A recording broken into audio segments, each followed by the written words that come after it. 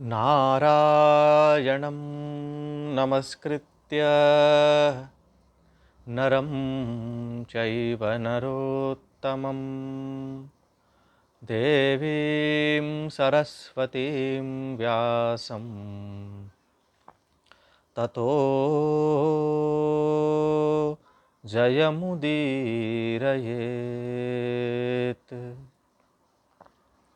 ततो जयमुदीरयेत्।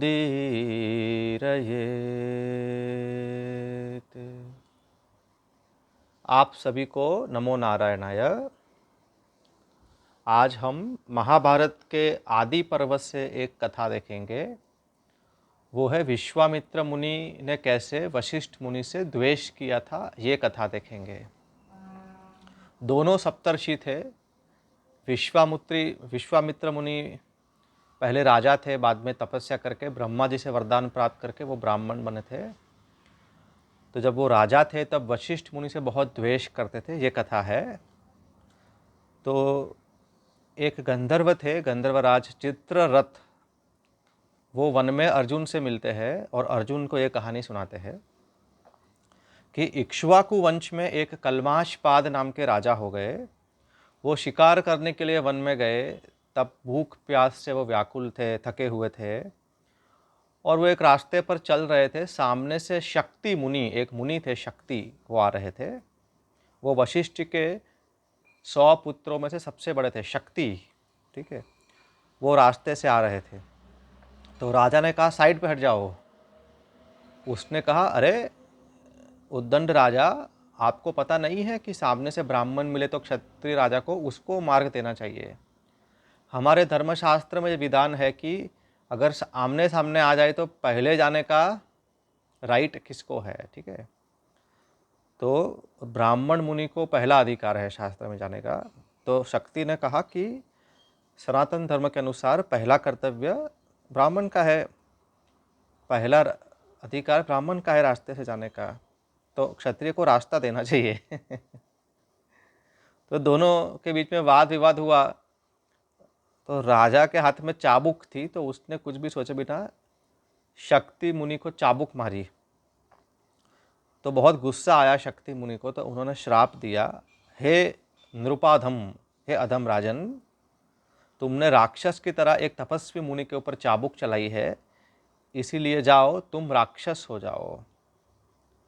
तो वो जो कल्माशपाद था वो राक्षस बन गया। उसने कहा कि हे मुनि, अब आपने मुझे राक्षस बनाया है तो मैं राक्षस की तरह ही व्यवहार करूंगा और सबसे पहला मैं आपको ही खाऊंगा। तो कल्माशपाद जो था वो शक्ति मुनि को मार के खा गया। इतना ही नहीं, वशिष्ठ जी के जितने पुत्र थे 100 सभी को खा गया। अभी ऐसा क्यों हुआ, तो उसमें एक विश्वामित्र मुनि का भी रोल है। विश्वामित्र मुनि तपस्या में वशिष्ठ मुनि उनसे आगे है, इस बात से वो जलते थे, ठीक है। तो उन्होंने क्या किया, एक किंकर नाम का राक्षस था, उस राक्षस का प्रवेश करवा दिया था वो कल्माशपाद के अंदर। तो कल्माशपाद एक तो राक्षस तो बन ही गया था, ऊपर से उसके अंदर कौन घुस गया था, किंकर नाम का राक्षस। इसीलिए वो कल्माशपाद बहुत उग्र हो गया था और वो वशिष्ठ जी के सभी पुत्रों को खा गया, 100 पुत्र को खा गया। तो वशिष्ठ मुनि को ये सब योग बल से ज्ञात हो गया कि इसमें विश्वामित्र मुनि का हाथ है, और वो अपने शोक को शांत कर लिए, ठीक है। और प्रतिकार का सामर्थ्य होने के बावजूद उन्होंने विश्वामित्र मुनि को क्षमा कर दिया और कोई भी बदला लिया नहीं।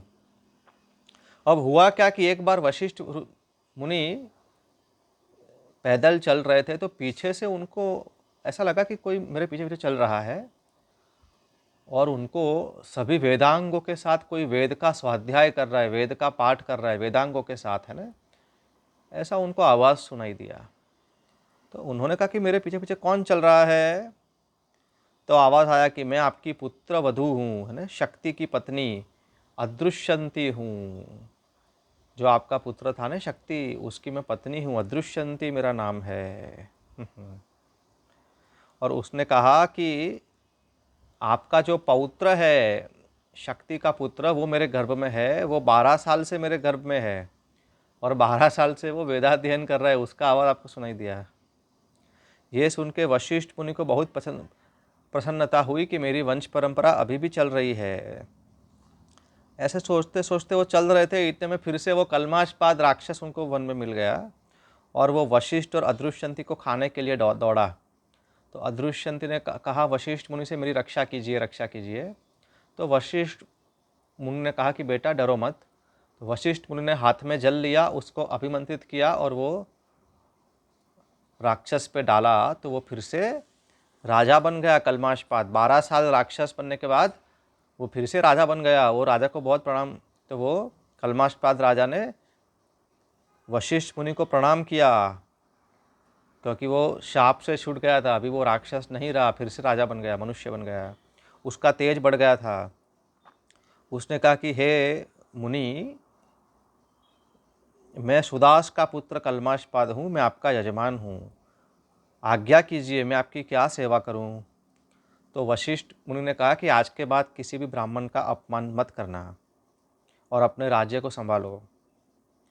तो राजा ने प्रतिज्ञा की कि ठीक है, मैं आपकी आज्ञा का पालन करूंगा, कभी भी ब्राह्मणों का तिरस्कार नहीं करूंगा। इतना ही नहीं, ये जो अपने ही पुत्र को जिसने मार दिया था कल्माशपाद, उस राजा के साथ वशिष्ठ मुनि अयोध्या में आए और वशिष्ठ मुनि के आशीर्वाद से उस राजा को पुत्र प्राप्ति हुई। और वहाँ वशिष्ठ जी के आश्रम पर वो अदृश्यंती के गर्भ से पराशर का जन्म हुआ। तो वशिष्ठ के पुत्र शक्ति और शक्ति के पुत्र कौन हुए? पराशर। तो वो पराशर बहुत बड़े विद्वान थे, वो वशिष्ठ मुनि को ही अपने पिताजी समझते थे। तो एक बार अदृश्यंती ने सब कथा बताई कि तुम्हारे पापा तो मर गए हैं, वो शक्ति थे, और ये वशिष्ठ मुनि तुम्हारे दादाजी है। ये सुनकर पराशर को बहुत गुस्सा आया। उसने एक यज्ञ शुरू किया जिसमें सभी राजा को वो मार डालने वाला था। तो महर्षि वशिष्ठ ने उसको समझाया कि बेटा, राजा जो है वो शासन देश का ठीक से चले, इसके लिए बहुत ज़रूरी है, इसलिए राजाओं को क्षमा कर दो। तो उसने कहा ठीक है। लेकिन पराशर ने एक यज्ञ शुरू किया जिसमें सभी राक्षस मरने लगे। तब महर्षि पुलस्त्य और वशिष्ठ ने उसको समझाया कि बेटा पराशर, क्षमा ही परम धर्म है, हमारे मृत्यु में कोई ना कोई निमित्त बन जाता है, आप ये उग्र क्रोध को छोड़ दो।